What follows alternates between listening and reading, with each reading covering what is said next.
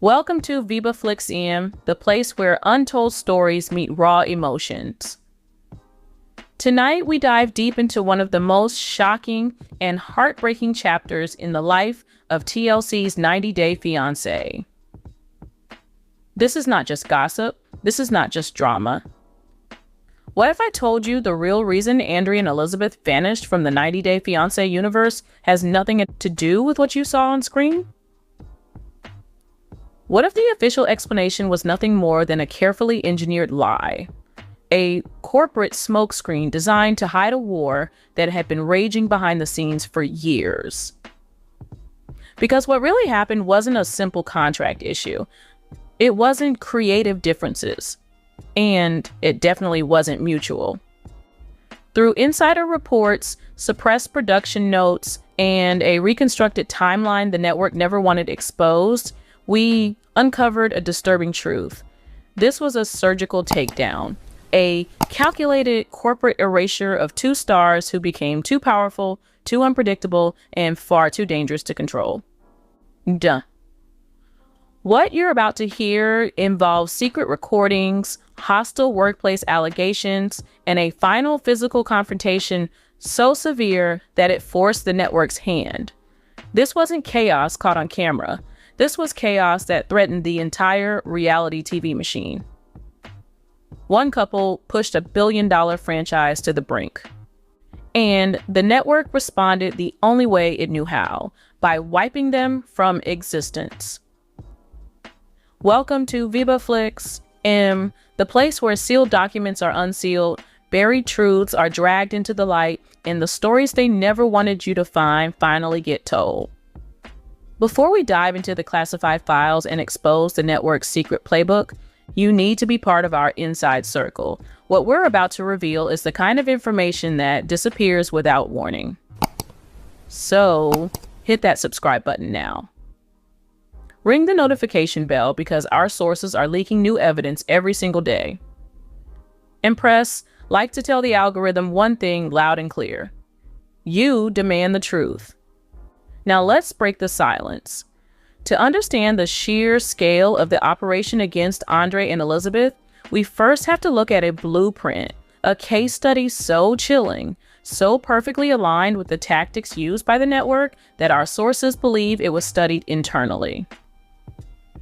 It's a story of manufactured dread, a masterclass in psychological warfare that shows you exactly how a life can be systematically dismantled by an unseen observer. It begins with a woman named Maya and a single anonymous delivery that landed on her doorstep. This wasn't a text message, it wasn't an email. In an age of digital threats, this was terrifyingly physical. An old school envelope with no stamp, no return address, just a suspicious black smear across the front. That smear alone was enough to unsettle her, a deliberate nonverbal cue designed to signal that the normal rules no longer applied. The initial hook was set up inside. Adrian, her husband, was shown in a low-resolution shot negotiating the exchange of money or paperwork in a shadowy alley. Another figure was purposefully omitted. However, the most important detail, the one that clearly indicates a professional operation, is the intentional and digital blurring of the other figure's face. Leave that in your mind. Inspiring complete subject revelation while concealing the observer was the goal of the terror's creator. A powerful move. We see you, but you will never see us. The caption that accompanied the photo was a masterstroke in psychological warfare. You don't know who he really is. There was a single, irretrievable moment when doubt was sown. Everything that had supported her relationship crumbled. However, this was merely the first stage. Conceptually, the danger never lingered. It was instantaneous. Spatialization occurred. It went from being an abstract concept to a tangible object. Not long after that, her door was pounded. She and her husband were both familiar with the signal, 3 hard, slow knocks. It wasn't his voice, though, that murmured through the door. Maya, open the door, came from a harsher, entirely foreign voice. We must have a conversation. You can't put a price on the fear of that instant. They had turned her own personal signal into a weapon, sowing confusion and terror by playing on her feelings of security. The conductor had moved from a spectator role to an active one. They had arrived at her front door. The icing on the cake was the demonstration of real-time exposure that proved how terrifying the scenario was right then and there. A second picture slid under the door while she remained motionless inside her flat. This wasn't an old blackmail picture from the week before. She was standing in her own apartment, staring down at the first photo when the second one was shot just seconds ago. It proved that someone was keeping tabs on her at all times. Someone who wasn't merely outside her building, but was a part of her story, influencing it as it unfolded and making her life a terrifying stage production. Her husband, Adrian, returned home in a state of terror and paleness, and he admitted to feeling paranoid and monitored for weeks. It was located after they started looking for it. Underneath their couch, concealed by a miniature camera no larger than a matchbox, was the technological evidence of the intrusion into their entire private lives. They had no say in the matter, as their once holy house was converted into a television studio. Soon after, the texts began to flow in. "Stop lying," the observer taunted as they began to actively process the story unfold. A very contemporary and disturbing sentence follows. "I know everything." This line brings this fictional fear firmly into the present day. "Your strategy is clear to me in the world of TikTok." The purpose of using just the word TikTok was to indicate that this was not a traditional spy game. This was an advanced kind of digitally ubiquitous surveillance that was unavoidable and knew everything. In a desolate park, they confront the one responsible for this mad spiral after it has taken place. "It was a network that captured their every move," the conductor says, "and they are only a small cog in a much bigger wheel. We wanted total, permanent control, and the classic ultimatum was handed to them. Either reveal the chain and risk complete unexpected disaster, or quietly retreat and live forever threatened by what they know." The calm would probably be preferred by most. It appears to be the most secure choice. However, the lesson and insight provided by this plan is that remaining silent is really an additional tactic for exerting control. The prison seems serene. Maya and Adrian reclaimed control of the story by opting for anarchy and agreeing to reveal the full chain. They opted for the chaotic, devastating truth rather than the controlled, subdued falsehood. Hold that thinking for a second. Recall the full plan: ongoing monitoring, artificially instigated fear, psychological manipulation, and the ultimate decision between deafening anarchy and solitary confinement. The real-life collapse of Andrei Castrovet and Elizabeth Podhas was mirrored by this identical dynamic, this exact playbook, according to our insiders. They seem to be living in complete contrast to that subdued fear in their story. Their ratings would explode, causing people to lose their composure. Loud and chaotic was their brand. The real reason they were fired and removed from the brand, according to our production insiders, was their silence. The fistfights didn't end their lives. The silence was their downfall.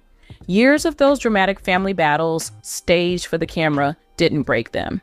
Outside disturbances were merely background noise. I was pleased. However, what ultimately proved fatal was the inner weariness, the emotional disconnection, and the quiet that the cameras were unable to record. We need to discuss Andrei. A domineering and frequently violent immigrant husband was what the audience witnessed. Off camera, though, the crew saw a man who was struggling under the strain of juggling 5 roles simultaneously.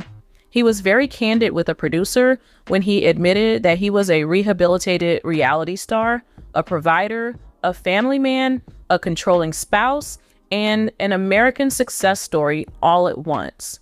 He was physically and mentally exhausted from all of his performances. He described himself as a ghost trapped inside his own body, feeling completely blank.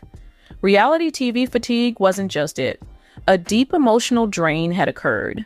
They didn't end with a bang or a dramatic turn of events that would have been perfect for the cameras. The sound was hardly audible. In the midst of an apparently ordinary discussion about organizing a family vacation, Andrei whispered to Elizabeth, "I'm not sure I can keep doing this."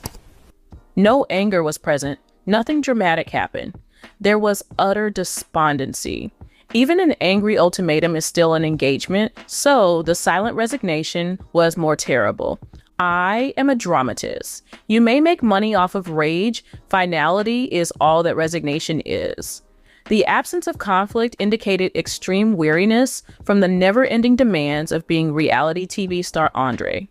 Elizabeth was doing the exact opposite of what Andrei was doing, fading into quiet. Faking it even harder became her coping technique, her way of surviving. Our exclusive theory, derived from discussions with individuals within their inner circle, holds that this wasn't merely a matter of coping.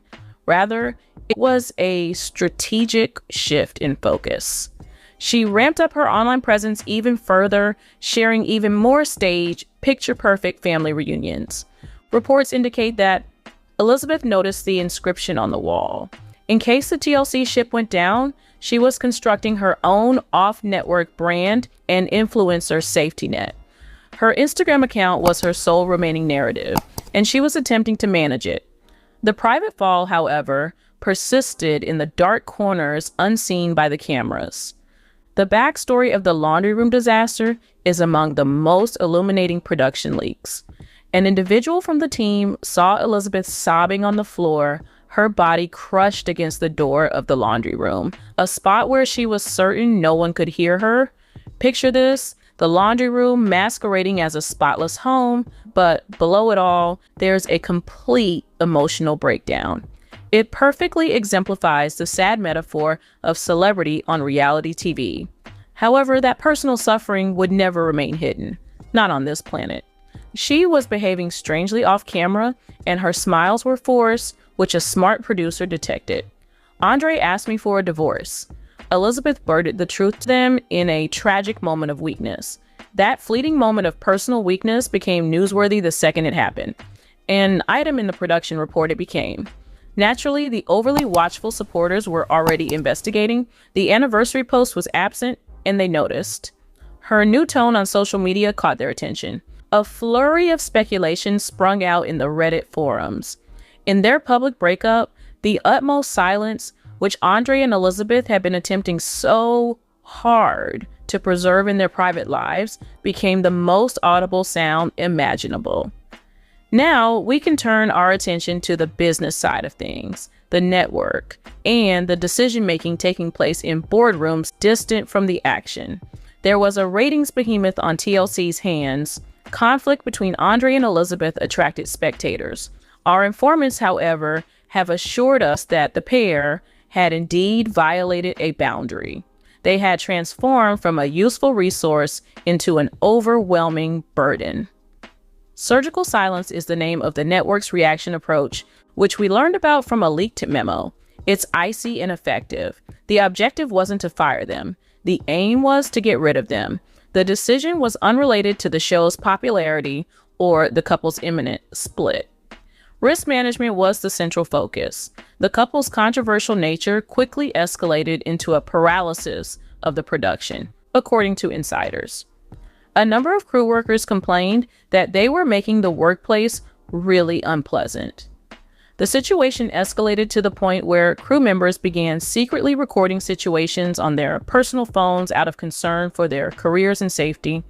They would later create secret evidence files to protect themselves in the event of a lawsuit. The mayhem had expanded beyond the realm of fictional drama. In the actual world, it posed a threat to workers. The network had put up with their antics for a long time. However, what was the last straw? Please tell me the specific event that caused the surgical silence policy to be put into place. Not terrible, not even the divorce turmoil, was it? Based on a sealed incident report that was shared among top-level executives, our sources have confirmed that the last event was a physical boundary violation. A simple request to reshoot a sequence apparently triggered Andrei's explosive outburst. He violently shoved a camera and an equipment handler, as detailed in the report. There was no way around this line. Having a fight on screen makes money, but putting your crew's safety at risk, the union workers who run the production apparatus, worth millions of dollars, is a quantifiable corporate risk.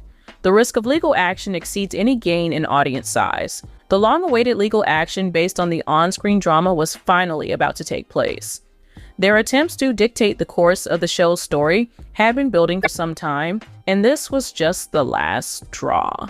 The network is desperately trying to keep you in the dark about this particular aspect of the tale.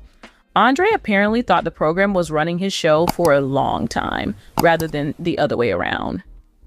Leaked emails and text threads show that he was highly critical of editing, threatened to walk out if he didn't agree with the scenes cut, and wanted expensive reshoots whenever he felt he wasn't depicted as the hero. Elizabeth, according to several crew members, was there to support him the whole time.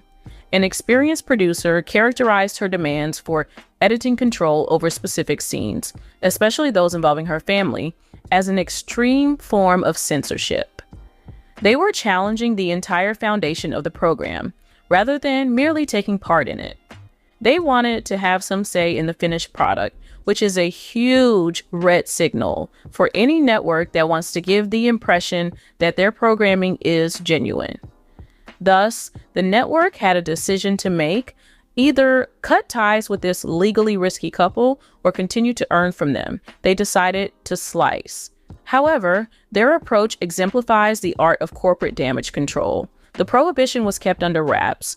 A press release was not issued. They simply disappeared. Absolute quiet during surgery. An announcement of a ban gives rise to an entirely different narrative. It raises inquiries. This has to be clarified. It might potentially lead to legal action being taken by the talent involved. However, the network generates a lack of information because they have chosen not to renew their contract and have also not to speak. Since there are no details that may be utilized in a court of law, they can just claim the contract expired. According to an insider, they recast Andrei and Elizabeth as contract poison after recasting them as franchise stars. This effectively removed them from any potential future involvement with the series. Furthermore, the way the network functions was significantly altered by this entire tale and its disorganized departure. A substantial change in policy was necessitated as a result of the enormous impact. What is now referred to internally as the post-Andrei contract reset was immediately instituted by production. Just what is that? It implies that social media rules will be much more stringent, making it impossible for artists to create an online counter-narrative. There are harsh monetary consequences for interfering with the crew or the editorial process, as well as extremely explicit, legally verified standards of appropriate conduct on set.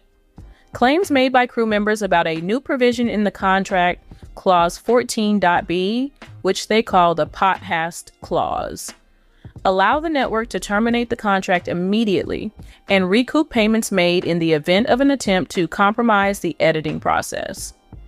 An entire television empire was compelled to reevaluate its liability protection policies for all future talent due to the high costs and risks associated with managing their toxicity. Not only were they an annoyance, but they also set a precedent worth millions of dollars. They established new standards for a whole television subgenre, with the mayhem they caused and the subsequent quiet. Despite their erasure, their legacy lives on in the tiny print of every contract the network awards. Chuck Pothast, the calm moral center of this whole storm, paid the greatest sacrifice, and now we may turn to him to grasp the real cost of this mayhem. Every member of the family could lean on Chuck when times got tough emotionally. Many long-term employees of the show's crew remember him as the lone voice that dared to intervene every time the family threatened to burn to death their remaining sanity. It was emotionally taxing and grueling work. We've seen uncut, unedited footage of Chuck sobbing into a camera as his kids yell at each other. He begged the camera crew to stop shooting when things became too poisonous, hoping to protect his family's dignity, according to audio records. While everyone else was vying for a position in front of the camera, he was advocating solidarity. Here, however, lies the story's terrible secret layer. Chuck was battling a personal physical struggle at the same time as he was bearing this heavy emotional burden for his family. According to our sources, the show's continual instability may have made Chuck's battle worse, or at least made it harder to see. It had been 5 years since Chuck had battled cancer. He was already physically exposed because of this. His unexpected passing, which stunned everyone, was a result of complications that arose after an 8-hour difficult hernia surgery. One of the doctors we talked to said that the operation was very taxing on a body that was already fragile from a previous disease. The result was the collapse of his stomach wall. Leave that in your mind. Holding together his made-up TV family consumed all of his energy and reserves, even while his own physical health was deteriorating. As a whole, his aspirations were at odds with those of his family. They were preoccupied with the disagreement, whereas he was intent on building rapport. Holding his position and absorbing enough of their wrath would lead to the rest of them gradually following him towards stability. So, he kept pushing for the family business and family gatherings. That is the tragic part about his last year on the show. Looking back, you can tell that he was no longer filming the usual plot points for reality TV. In silence, he recorded recollections. On the boat, he poses for family portraits with his grandchildren. That he knew his time was precious was implied by it, though subtly. Even though his kids were still caught up in their own drama and resentment, he was determined to make memories that would last a lifetime. His decision to remain silent was the most significant act he took. The seriousness of his health problems was something he preferred not to discuss. His condition may have been a weapon in his hands. In order to get his kids to stop bickering, he may have made it into a dramatic plot point. This, however, he refrained from doing. The family eventually lost everything due to his legacy of being silent and refusing to profit from his own suffering. He opted not to use his condition as a plot device in their dramatic relationship. It was an honorable, deeply personal decision. The downside was that they didn't realize how much their dysfunction had cost them until much later. The family's emotional foundation was shattered the moment he passed away. A void has opened up. An anchor has not been designated. And none of the siblings are qualified to fill that post because of their competitive and combative past. A total collapse is possible due to their structural instability. From the imaginary terror of Maya and Adrian to the actual collapse of the Potthast family, this whole in-depth examination has provided a window into the utter fragility of existence under intense narrative control. The evident and costly result of unregulated poison is seen in the anxiety of imaginary monitoring and the emotionally draining performances demanded by reality TV. The demonstrated costly liability of Elizabeth and Andrei's anarchy led to their dismissal. Because of this, the network had to modify its own rules and lose resources. As a result of devoting too much of himself to an artificial drama, Chuck, the calm moral compass, died emotionally and physically drained. And the final tragic paradox is this. The one person who never sought the spotlight, the one person who was always trying to calm the storm, he is the one whose absence now speaks the loudest. His absence highlights the family's deepest, most incurable fracture. Chuck's life and his silent sacrifice leaves us with a resonant, haunting question. If a family or a relationship is only held together by the exhausting, thankless efforts of one sacrificial person, is the silence that follows their departure the signal for a final necessary collapse? Or is it the painful empty space that's required for any kind of actual genuine repair to begin? It makes you think, what parts of your own life, your own relationships, are you maintaining through sheer exhausting performance? And what would happen if you finally let that demanding role go? What silence would be left in its place? It's something to mull over as you navigate your own narratives in a world that is always watching. More update. They told you it was just a culture clash. A protective American father. A stubborn immigrant husband. A woman trapped between two worlds. That was the story they wanted you to believe. But if you've been paying attention, if you followed the timeline, traced the money, and noticed what TLC never put on camera, you already know the truth. This was never just a love story. And it was never a simple family feud. What we've witnessed over the last 8 years is something far more calculated. A slow-motion corporate takeover carefully disguised as reality television.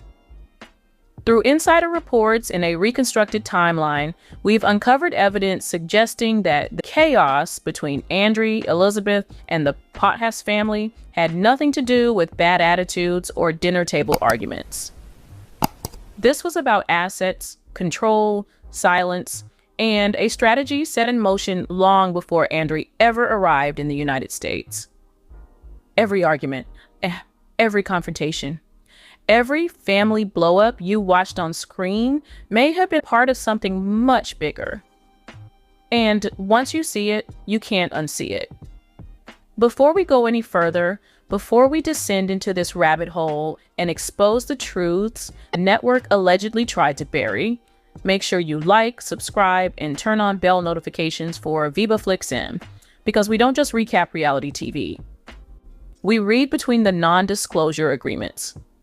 Now, let's open the file. To understand the magnitude of the deception, we have to go back to the very beginning, to 2016. The official narrative is a fairy tale.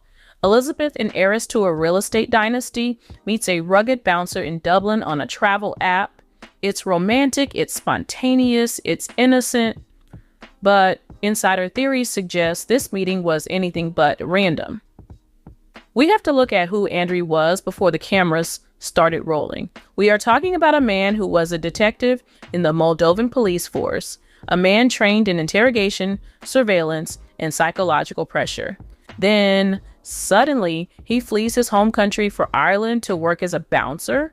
The show glossed over this transition, painting it as a man looking for a fresh start, but sources indicate that Andrei's exit from Moldova was far more complicated, involving debts and powerful enemies that required a quick strategic exit. Elizabeth wasn't merely a stunning American woman when he met her. An opportunity for survival presented itself to him. He perceived an opportunity to gain access to a privileged group and, more significantly, a family structure that was primed for manipulation. The public was led to believe that Andrei, a K-1 visa holder, was a slacker who refused to work upon his arrival in Florida. For a long time, we begged the TV to just give him a job. However, this is where the edit's brilliance deceived everyone. According to the findings of the investigation, Andrei's job was the family, and he never meant to work a 9-to-5. Examine the patterns of conduct. He targeted the leadership structure rather than the family at random. He named the bank as Chuck Potthast and the siblings of Elizabeth, Charlie, Becky, and Jen as rivals. From disagreements over wedding plans to those over backyard barbecues, every battle we witnessed in those first seasons was strategic, not emotional. The siblings were driven to flee from him since he was so unpleasant to be around. Encircling Elizabeth and Chuck, he established a perimeter. As far as isolation techniques go, it's a classic. The relatives will eventually quit visiting if you make their visits too painful. When everything is said and done, who will be standing by the patriarch's side? The lone individual who would not depart. We need to discuss finances. Nobody talks about this smoking gun, but it's there. Andrei beseeching Chuck for handouts was the central plot point for a long time. It appeared to be humiliating. On the other hand, think about this unique perspective. What if Chuck wasn't the victim of abuse? Is it possible that Chuck would voluntarily take part? We are aware that the Potthast family's real estate company has a checkered history. Rumor has it that bringing Andrei into the fold may have been more about protecting assets than about philanthropy. Andrei was ideal for off-book investments because he was an outsider with no US. Paperwork. Can you recall the house flipping arc? The show made it seem like Andrei was just getting his feet wet. Take a closer look though. Loans of $100,000 were what he wanted. He wanted to be given power right now. Unless he has some sort of power, a man with no experience will not demand that. To what extent was Andrei's self-assurance based on his familiarity with the family business?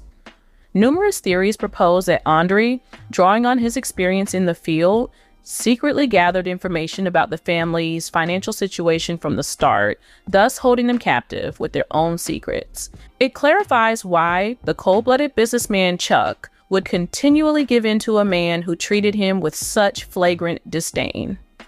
Keeping the checkbook open wasn't out of love for his daughter. The thought of what would fall out if the books were closed terrified them. Now, let's talk about the notorious yacht incident. Anyone seeing on from the sidelines would have thought Charlie and Andrei got into a drunken fight. But to put it in the context of our inquiry, let's rethink this. Charlie was preparing to take over. He obstructed Andrei's path to the throne. There was no lack of composure during the violent confrontation on board the vessel. Charlie was intentionally made to look unstable as part of a dominance display. It was effective. The story took a different turn after that confrontation. Andrei started to portray himself as the steady, though forceful guardian of the company, while Charlie became the troublemaker, the unpredictable one with the drinking problem. A high-definition coup d'etat was captured on film. While he, the newcomer, started attending the high-level meetings, Andrei succeeded in having the biological son pushed to the periphery of the empire. This was brilliantly Machiavellian prose, not terrible. The nuptials in Moldova followed. A second wedding for his family, this was presented as a cultural celebration. However, observe the time. Consider the time crunch. Amidst a worldwide crisis, why did they feel the need to spend tens of thousands of dollars on a second wedding? According to insider sources, the wedding was really an elaborate ruse to launder money out of the country. Despite the country's varied banking restrictions, Chuck was the one who paid for everything. He handed them heaps of cash. Did the wedding budget serve as a means of capital flight? That would explain Chuck's perspiration and Andrei's fixation on the price. Reason being the transaction's inherent risk and not the party itself. All that trouble with his brother and those pals pleading for donations? A diversion. Using smoke and mirrors to divert attention away from the serious topic at hand and onto insignificant disputes. The deportation plot must also be addressed. The possibility of Andrei's expulsion from the country was a dangling carrot for 2 seasons. They called in attorneys and confessionals were emotional. However, according to lawyers who have examined the footage, the whole plot was made up. Having a US-born child and a spotless marriage ensured that Andrei's status was never really threatened. Why then pretend? And us against the world storyline is established. Their friendship became much stronger as a result. Her husband seemed to be the object of an international plot by her family, government, and even her countrymen. An introduction to trauma bonding. Persuading Elizabeth that he had fallen prey to the system guaranteed that she would never again support her sisters. He used the immigration process as a weapon to win his wife's undying devotion. The mask started to fall off entirely in later seasons. It wasn't about starting over that the family relocated to Naples, Florida. The isolation protocol had reached its last stage. Far from the mayhem caused by their siblings in Tampa, the affluent and peaceful enclave of Naples is a welcome respite. By relocating there, Andrei severed the physical tie. However, his need for domination was more than just physical separation. Here is where the loan of $75,000 becomes relevant. The program portrayed this as an investment gone wrong. Our sources, however, say that none of this money ever went missing. Everything was transferred without a hitch. A shell game probably accounted for the missed flip. The funds were invested in the apartment complex in Moldova that we learned about subsequently. The money that Chuck had given Andrei was not going anywhere. Rather, it was being transferred to a jurisdiction where Elizabeth's identity was not recorded. He was constructing a means of egress. And where does Elizabeth stand? We labeled her passive for a long time. We portrayed her as a helpless victim. On the other hand, a more sinister explanation is that she has always been involved in the elaborate scheme. Maybe she had enough of the family dynamic and the constant bickering amongst her sisters for food.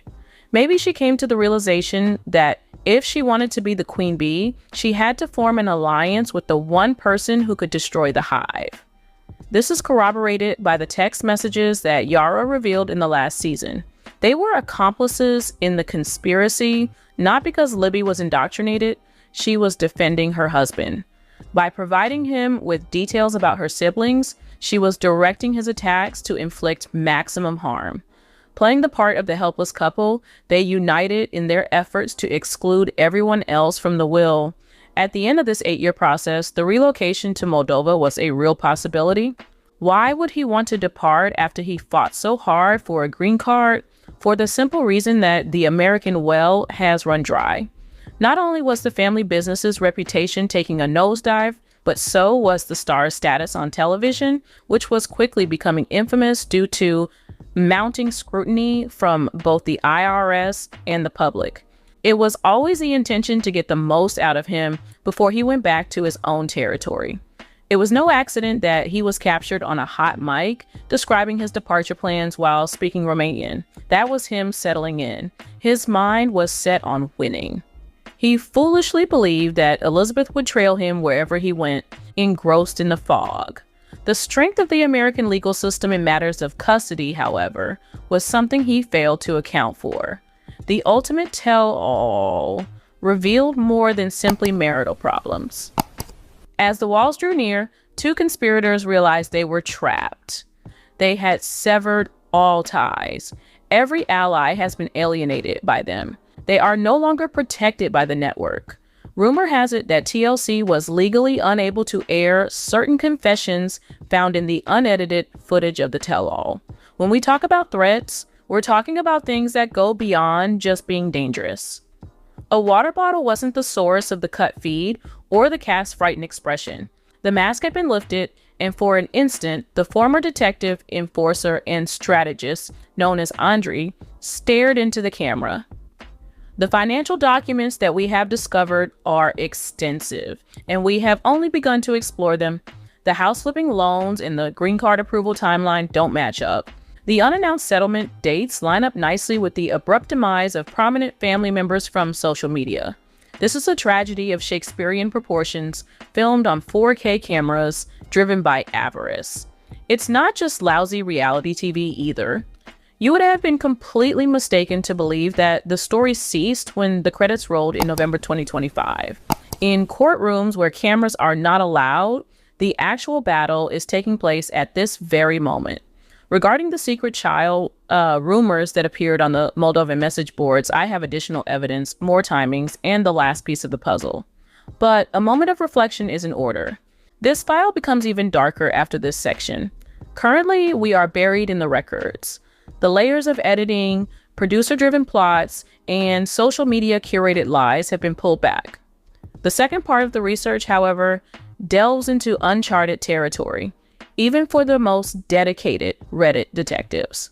Here is where the psychological warfare heats up and the money trail cools down. At this point, we will take a look at the aftermath, after the cameras have stopped rolling. Got the one about the last-minute postponement? There were whispers that TLC cut ties with them due to fan fatigue. There it is, the public relations argument. Because villains generate ratings, networks do not cancel their most popular villains due to exhaustion. It's a billion-dollar business to watch people hate. No, the only scenario that we are following points to a court intervention. The last season's filming had to end because, according to our sources, child welfare services were involved in an incident that went too far. It wasn't merely an act of possessiveness on Andrei's part, The hospital's prohibition on the family attending the birth of their first kid was a strategy for custody that necessitated complete dominion over the surroundings. Andrei was preparing for a potential legal claim that he alone could safeguard his children by creating a precedent that the extended family was harmful or poisonous. This is similar to the chess move, alienation of affection, except it affects a whole family tree. Elizabeth's influencer career is worth examining. The story goes that she wanted to start a family and quit her profession as an optometrist. Take a look at the material she began to create, though. Contrasted sharply with her prior character, these videos weren't simply family vlogs. They were a highly orchestrated form of trad wife iconography. Who oversaw the filming of these scenes? Exactly who was in charge of the sponsorships? According to those close to the matter, Andrei allegedly began managing her social media profiles in 2021. Passwords, direct messages, and the source of income were all under his control. His dominance over his wife's online persona allowed him to dictate how she was perceived by the public. We must inquire, was Elizabeth the one actually penning any caption that appeared to defend him or commend his paternal abilities? During this time, her posting syntax and language changed noticeably. Like Andrei, they started acting aggressively and defensively. Her husband was controlling a digital avatar that was erasing her in real time. The link to Moldova is another consideration. The apartment was briefly mentioned, but let's delve into it more. On Eastern European message boards, rumors regarding Andrei's associates in his home country have persisted.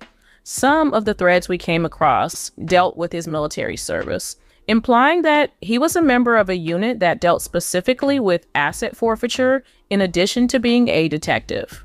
He brought this particular set of skills to the pothast real estate industry, including the ability to lawfully grab property and overcome regulatory loopholes. Knowing how to read contracts was more important than knowing how to install drywall or fix a sink. He had a keen eye for identifying risks. He saw that leveraged debt and handshake transactions were the foundation upon which Chuck's company rested. Andrei was careful not to damage the company. He just made note of the fact that it was already damaged and proceeded to charge extra to fix it. The catastrophe he was hastening became his consulting gig. Reevaluating the dynamics between Becky and Jen, the sisters, is also necessary. Their continual arguing and jealousy were portrayed in the show as harpies. What if, however, they were the ones who went public with their information? Imagine if their incessant curiosity about Andrei's background wasn't driven by bigotry, but by legitimate concern stemming from the private investigator reports they had hired. The sisters may have discovered something, a record, a debt, or a prior marriage, that Andrei threatened to sue them if they mentioned it on the air, according to one idea. Take another look at the video. Take note of how frequently they seem scared, start to speak, and then stop. Rather than shaking with rage, you can see their voices quivering with dread. They weren't vying for more time on TV. Their sister was being warned in a code she was unwilling to decipher, and they were battling over it. A much worse truth, that the family was being coerced into silence, was conveniently masked by the jealousy edit. In order to win the green card, let's change gears. The performance played jubilant music when Andrei finally received his 10-year residence. You won. However, who is intended to serve? He was invincible after he got that card. Chuck was no longer required as a sponsor for him. He could stop being the good son-in-law. The conspiracy to relocate to Moldova started nearly as soon as the card came in the mail. You can't deny the timing. He went ahead and started the extraction plan right away after using the American system to get a safety net, the opportunity to return to the U.S. Whenever he wished, he yearned for the advantages of both countries, American citizenship, and the low cost of living and strong patriarchal rule in Moldova. This marriage was an example of a globalization plan in action.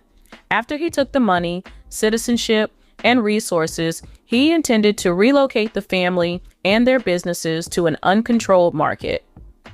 Now, we get to the secret child, rumor. Despite being the most explosive component, this problem continues. Some Just Now forum members have hinted that Andrei had a family back home before he went to Ireland. All bets are off if this is accurate. Money is very important, and it would explain why. The secrecy would be explained by this. The reason he was so afraid of people digging into his background will become clear. Did he truly intend to send the funds home to put toward his parents' refrigerator or his father's retirement? Would it have been child support for a life he deleted instead? It would be awful if Elizabeth remained knowing this. The treachery is complete if she was unaware. This notion is in line with his strong response to any kind of inquiry. Spying on innocent individuals annoys them, but violent acts are reserved for criminal people. Each time, Andrei resorted to violence. Season 9's reveal wasn't merely a breakdown, it was a rebellion. Marking the climax of this epic tale, it was the first time the cast betrayed them. As a general rule, reality stars have a code. You back each other up while you're working hard. However, Andrei had broken this rule by assaulting the show's production, staff, and very essence. The last straw was Yara's leaked text messages, which showed that the poison wasn't limited to the Pothast family. The entire franchise was infected as it leaked out. For the sake of the patient's survival, the network had to remove the limb. It was legal counsel, not a casting director, who decided to ban them. It was simply too risky to have a man on set who was yelling, physically abusing women, and apparently transferring illicit money. Where are they now then?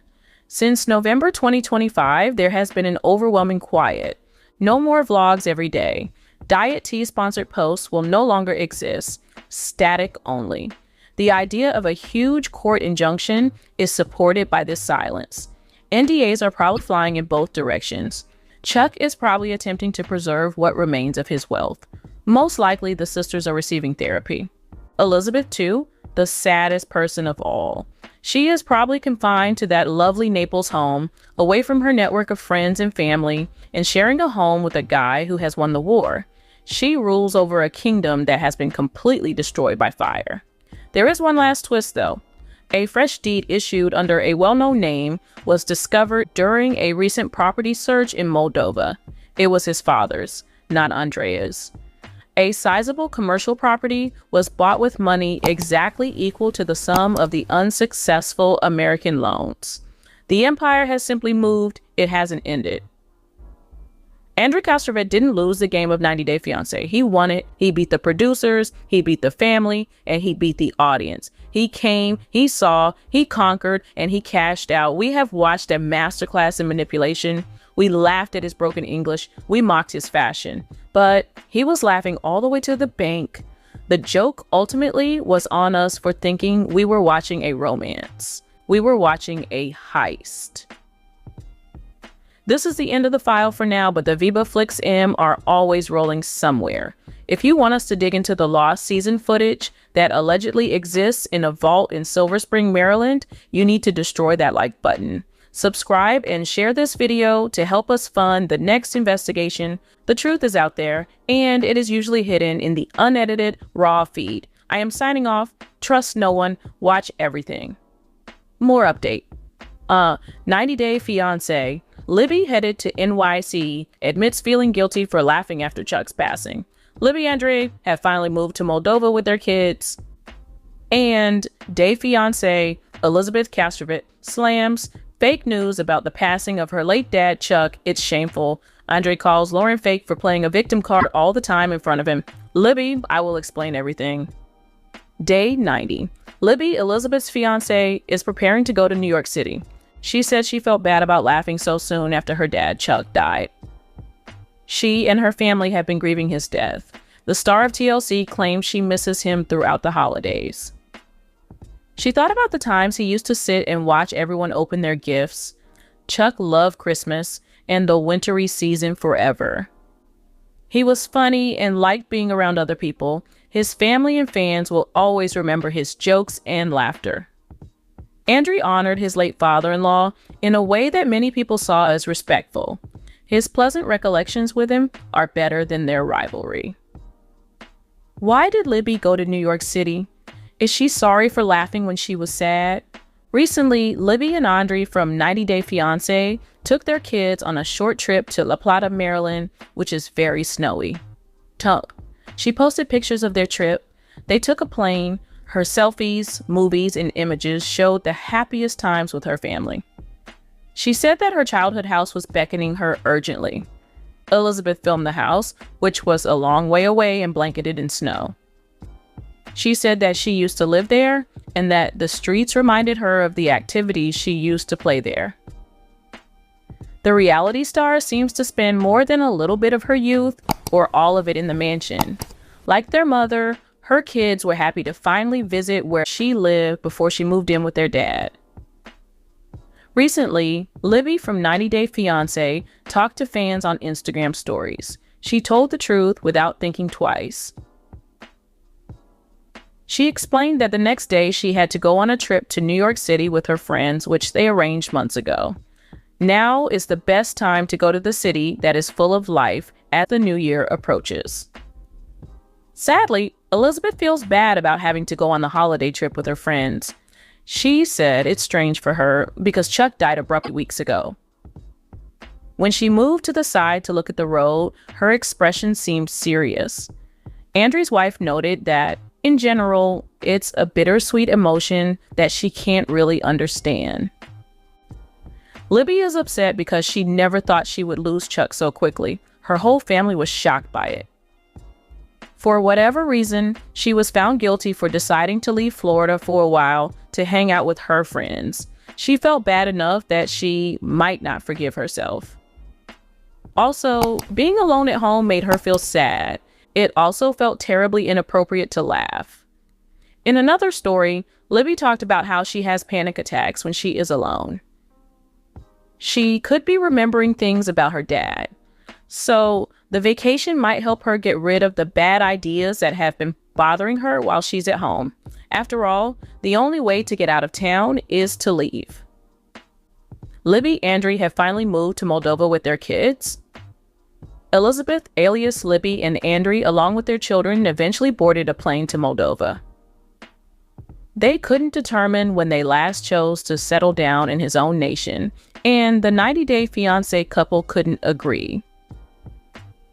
He yearned to purchase a home in closer proximity to his loved ones back there because he missed them so much.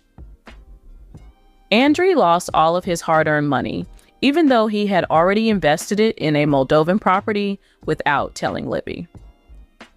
After hearing Yara's confession about his most financial setback, the upfront payment for the asset, Libby began to question the wisdom of her marriage to him. Their support for one another in the fight against Lauren and Alexei persisted through it all. At what time did Andrei and Libby take flight to Moldova? Is the family starting over? 100 Day. When Andrei told his family and friends that they were relocating permanently to Moldova, Elizabeth, his fiancée, was taken aback. She was visiting his country for the first time while the pair was on a brief holiday. When her husband planned a party and began to speak, she became quite anxious. Andrei had hosted the meeting, but Libby had no idea why. The language barrier made it difficult for her to communicate with them. She was candid about her limited vocabulary, which hindered her Romanian fluency. He capitalized on her fright to make her feel foolish. Because of misunderstandings caused by translation, she had no idea why fireworks were let off. Libby was so irritated that she and her children departed the premises following an argument with him, even though it appeared more like a wedding than an announcement of a relocation to Moldova. The 90-day rehab. Libby, Andrei, and his 2 children recently took a plane ride back to La Plata, Maryland, where Fiance's childhood home was located, to honor her. She posted photos to Instagram of her son and daughter giggling and happy as the trip started. They dozed off halfway through the trip, which their mom recorded. Even though Andrei wasn't in any of Elizabeth's photos, she did ultimately admit that she was heading to her favorite spot. The home in Maryland where she grew up had a yard, which she revealed to her fans, a yard that is now buried by snow throughout winter. The snow had buried everything, even the trees. The four-person family braved the bitter cold to celebrate Libby's life outside. Libby wished her daughter Eleanor could see the street where she played and the house where she grew up. Libby asked her, and she loved it. Although viewers may have thought the reality stars had made Moldova their permanent home, that is obviously not the case. Elizabeth may never travel there because she doesn't speak Romanian well enough to strike up conversations with her in-laws and other locals. Additionally, it's possible that Libby and Andrei have delayed making a decision regarding Moldova due to personal matters. At first, she was on board with it, but she later changed her mind after learning that he had planned everything out in advance without consulting her. The reality: TV actress dragged herself back to her children's home without him. Day fiance Elizabeth Castrovet slams fake news about the passing of her late dad. Chuck, it's shameful. Elizabeth Castrovet, star of 90 Day Fiance, is in disbelief at the amount of false reporting surrounding her dad Chuck's death. She blasted the mainstream media for bringing their shameful level of reporting to an all-time low during a time of profound loss. In a long Instagram post, the TLC star blasted publications that claimed unsubstantiated causes for her father's death. Tragically, Elizabeth's beloved family member passed away, and since then, Elizabeth and her entire family have been grieving. After revealing the devastating news on social media, she left her audience in shock. Word quickly spread around the web about the reality TV star's father's untimely demise. Libby, on the other hand, is really dissatisfied with the coverage of her father's death in the media. In reality, what transpired? What gives her the right to criticize the media? A really difficult period in Elizabeth Castrovet's life has recently occurred. She is the star of 90 Day Fiance. In a recent Instagram post, she shared the tragic news of her dad Chuck's death. The reality TV personality reposted a throwback shot of her family, including her father, husband, and children. Libby expressed her profound sadness, writing, "Our family was devastated by a tragedy that struck 2 weeks ago." She said her dad has gone to paradise, and now they're attempting to cope with life without him. According to TV season spoilers, the TLC actress chose not to discuss her father's death in any detail. A few months ago, Chuck had surgery to fix his hernia. Nevertheless, there were reports stating that the reality TV star's death was caused by brain cancer. After her father, Chuck Pothes, passed away, Elizabeth Castrovet was devastated. And her father's untimely death was a shock to her. The 90 Day Fiance star requested space so she could mourn alone. After seeing the false news making the rounds online, Libby was very disappointed. To put an end to the speculation regarding her father's death, she shared a narrative on Instagram. Any articles or reports circulating online are completely false, the reality TV star stated in response to the rumors surrounding her father. Libby confessed to experiencing extreme revulsion and horror. She expressed her deepest disappointment at the timing of outlets publishing false news during this delicate period. A screenshot of the People magazine story was tweeted by the reality TV personality who vowed to sue. Libby threatened to bring charges against the media unless they removed the content.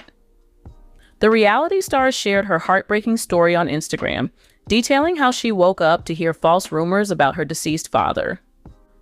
But this time, Elizabeth isn't going to keep quiet. She was going through a tough time, and her fans felt bad for her. Along with that, they urged her to fight the spread of false information online by going to court. Following the tragic loss, fans can empathize with the 90 Day Fiance celebrity. Witnessing so many individuals spreading rumors about Chuck's death shocked them. Because of his charming and generous nature, he has also always been the most beloved celebrity by his fans. Have you any thoughts on this? Post your thoughts in the space provided. Andrei calls Lauren fake for playing a victim card all the time in front of him. Libby, well, Andrei, who stars with Libby on 90 Days to a Fiance, recently blasted Lauren for acting both on and off camera. Andrei and Lauren's relationship has been strained ever since her housewarming celebration. Over his and his wife's relocation to Moldova, she had a terrible argument with him. Lauren, ever the friend, cautioned Libby not to make the same error. The tension among Lauren, Andrei, and Libby was heightened in season 9 of Happily Ever After due to that tell-all. Libby supported her husband, while Lauren did the same for Alexei. Lauren yelled at Andrei, calling his accusations of stalking other women baseless when he was in the postpartum period.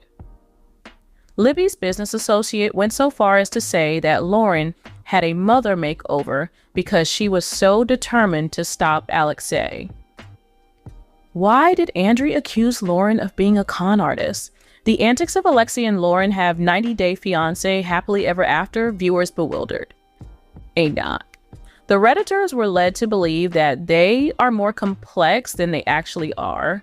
Overconfident in front of TLC cameras, they have lived in the spotlight for years now. They were unwilling to talk about their problems openly, despite showing much of their trip on film. Lauren and Alexei failed to impress viewers with anything new this season. The couple's rift with their Miami pals was the only source of tension between them, according to the reality show. It was clear that they are the ideal couple. The reality stars continue to defend themselves or one another as a result. Thais blasted Lauren for believing she was superior than everyone else, according to some Redditors who recalled the incident. After that, Alexei and Lauren stopped mingling with the cast and she left the tell-all stage. Andrei made an effort not long ago to respond to a large number of fan comments on his most recent Instagram reel. After all 4 parts of Tell-All aired on 90 Day Fiancé, he publicly criticized Lauren. Someone backed him up on his post, not Lauren. Both Lauren and his buddy Noga were vilified by the reviewer who claimed they were troublemakers. Noting how uncanny Lauren's apologies to Libby and Andrei were, the person also criticized Lauren for being false. She attempted to seem victimized after they overheard her trash talking about everything, even her spouse. Consequently, they didn't trust her as a woman. Andrei endorsed the viewpoint in a speedy response to the comment. Since Lauren has apologized multiple times, both on and off camera, for the pain she caused Andrei and Elizabeth, Andrei claims she is completely false. Because of her self-inflicted Tylenol addiction, he reasoned, Alexei's wife probably didn't recall a word she uttered. She seems to have a heavy medicine regimen that includes Tylenol. Andrei received both support and criticism for his comment about Lauren. Some liked it, while others thought it was ridiculous that he referred to himself as a professional. Because of his fixation on Yara, he was considered strange by others. In front of his wife, he was spotted scolding Jovi. Fans begged him to stop wasting time on other women and devote themselves to Libby instead. No more today. What are you thinking about this gossip today? Let us know in the comments and stay tuned by subscribing to our channel to get more updates like this. Thank you.